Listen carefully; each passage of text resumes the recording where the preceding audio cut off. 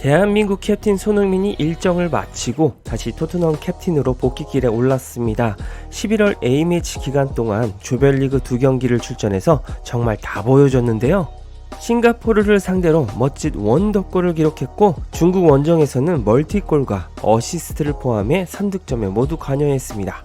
특히 중국전에서는 PK, 헤더, 프리킥 그리고 수준 높은 라보나킥 패스까지 예언대로 중국을 숨도 못 쉬게 만들었죠. 이제 기분 좋게 손흥민이 토트넘으로 돌아가서 프리미어리그 일정을 소화해야 하는데요. 그러나 현재 토트넘의 상황은 주요 전력의 이탈과 함께 매우 전망이 안 좋아진 상태입니다. 옵타는 슈퍼컴퓨터를 통해서 토트넘의 우승 확률을 0.3%로 계산했습니다. 그나마 리그 4위도 24.6%, 5위는 21.5%였습니다. 1월 이적 시장에서 대대적인 전력 보강은 필수일 텐데요. 포스테코글루 감독과 캡틴 손흥민의 부담감은 더욱 커진 상태입니다. 이런 상황에서 토트넘이 갑자기 리그 10위로 추락할 수 있다는 소식도 전해져 분위기를 암담하게 만들었습니다. 영국 더 타임즈에 따르면 영국 축구협회는 토트넘이 2008년 저메인 데포를 이적시키는 과정에서 정밀하게 조사할 가능성이 있다고 하죠. 토트넘이 데포의 이적 과정에서 위법 행위가 확인되면 승점 상감에 이어 강등까지 가능하다는 의견이 제시되었습니다. FA가 주목하는 건 토트넘이 2008년 데포를 당시 750만 파운드로 포츠머스로 이적시킨 사례인데요. 토트넘이 당시 데포의 에이전트가 무자격이라는 부분에 초점을 맞추고 있습니다.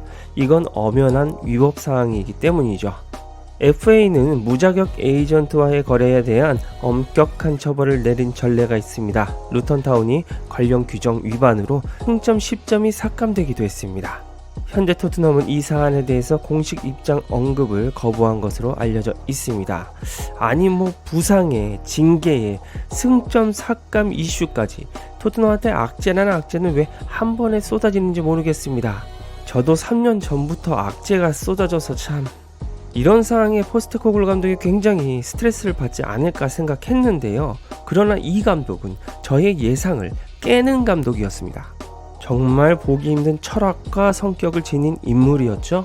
영국 풋볼 런던에서는 포스테코글루가 현재 토트넘에서 가장 큰 영향력을 발휘할 시기인 이유에 대해서 공개했습니다. 저도 기사를 읽어보면서 굉장히 인상적이더라고요. 그래서 정보를 긁어왔는데요. 일단 풋볼 런던은 첼시전부터 울버햄튼 전까지의 악몽에 대해서 설명했습니다. 클루셉스키의 선제골에 힘입어 1대0으로 앞섰으나 그 이후 로메로의 레드카드에 판더벤과 제임스 매디슨의 부상까지 목격했다고 말이죠. 또한 우도기까지 퇴장하자 상황은 더 악화되었다고 전했습니다. 5일 후에는 울버햄튼과의 경기에서 순식간에 1대2로 패배했다고 말입니다. 그렇기에 엔즈 감독이 이번 주말 아스톤 빌라와의 경기에서는 토트넘을 승리로 이끌 필요가 있다고 주장했죠.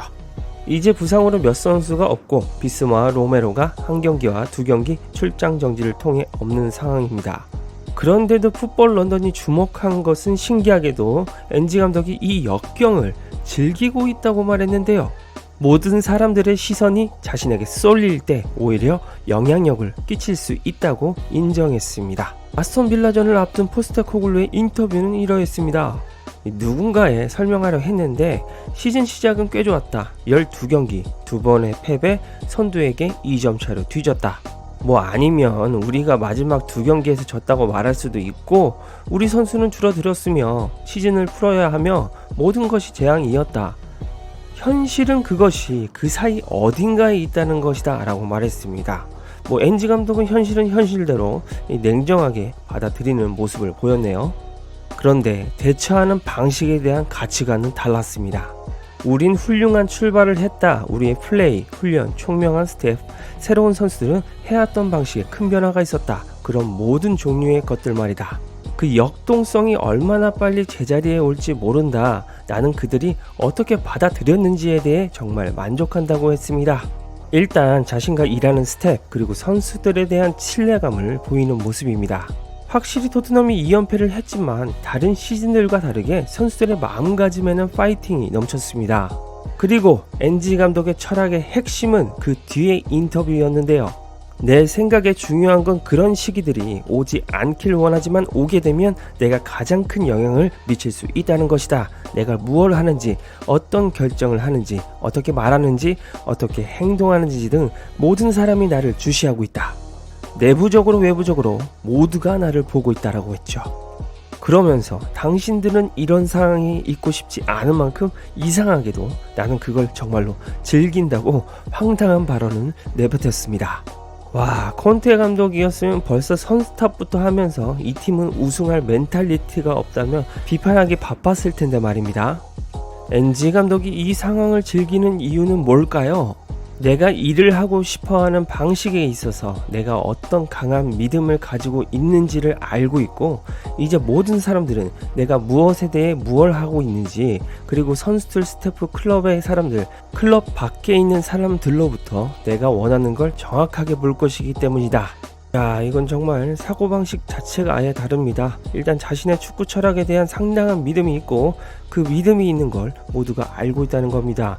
그리고 모든 사람들이 현재 자신을 주시하고 있기 때문에 더욱 이 상황을 즐길 수 있다고 말한 것인데요. 마치 당신들이 내가 어떻게 이 역경을 해내는지 오히려 지켜봐라라는 뉘앙스 같습니다. 특히나 포스테코글루 감독은 구단 내에서 말하는 연설이 매우 뛰어나다고 알려져 있습니다. 그 카리스마와 언변이 거의 사람들을 압도하는 수준이라고 하죠. 이렇게 너무나 색다른 축구 철학에 이미 손흥민은 감탄해서 인터뷰를 했습니다. 손흥민은 맨인 블레이저스와의 인터뷰에서 그가 한 연설은 한마디로 미쳤다. 정말 환상적이다. 인간으로서, 코치로서 정말 대단한 말을 한다. 정말 놀라웠다. 나는 31세이고 축구선수로서, 사람으로서 이전에 이미 많은 것을 배웠다고 생각했다. 하지만 그가 도착한 뒤 아직 어린아이라고 느낀다고 했습니다. 손흥민은 토트넘이란 클럽에서 오래 뛰면서 여러 감독들을 만났습니다. 그런데 손흥민이 토트넘 최고참급이 되었는데도 아직 어린 아이라고 느꼈다는 것은 배울 점이 엄청 많은 감독이라는 뜻이겠죠. 아마도 손흥민이 이 역경에서도 믿고 뛸 수 있는 배경이 NG 감독일 것입니다. 손흥민은 포스테코글루의 언변과 철학에 완전히 사로잡힌 모양입니다. 그의 말을 들으면 무언가 동기부여가 생기는 모양인데요. 손흥민은 NG 감독의 연설을 이렇게 평가했습니다. 그가 말하는 방식을 보면 심장이 뛰는 것 같다. 그를 위해 그라운드에서 미친 듯이 뛰고 싶고 클럽을 위해 뛰고 싶다. 마치 우리 가족의 일원인 것 같은 느낌이 든다. 라고 했습니다. 저도 처음에는 곰같이 푸근하고 마치 슬램덩크의 안 감독님 이미지의 NG 감독이었습니다. 그냥 슬렁슬렁 정감있게 선수들을 대하면서 다정한 느낌의 감독이라고 생각했는데요. 하지만 그의 외모와 달리 포스테코글루는 매우 꼼꼼하고 선수들에게 연설을 끝내주게 잘한다고 합니다. 그의 최고의 장점이 라커룸에서의 연설이라고 하죠. 선수들에게 무한대의 동기부여를 하게 만들면서 심장이 막 뛰게 만드는 그런 역동적인 연설을 한다고 합니다. 그것도 짧고 굵게 임팩트 있게 박아버린다고 하는데요. 우리 손흥민 선수가 NG 감독에게 많은 것을 배우고 또 진화할 것 같습니다. 여러분들은 NG 감독의 남다른 카리스마의 인터뷰 재밌게 들으셨는지 모르겠습니다. 오늘 하루도 좋은 하루 되시고요. 이상 축구용이었습니다.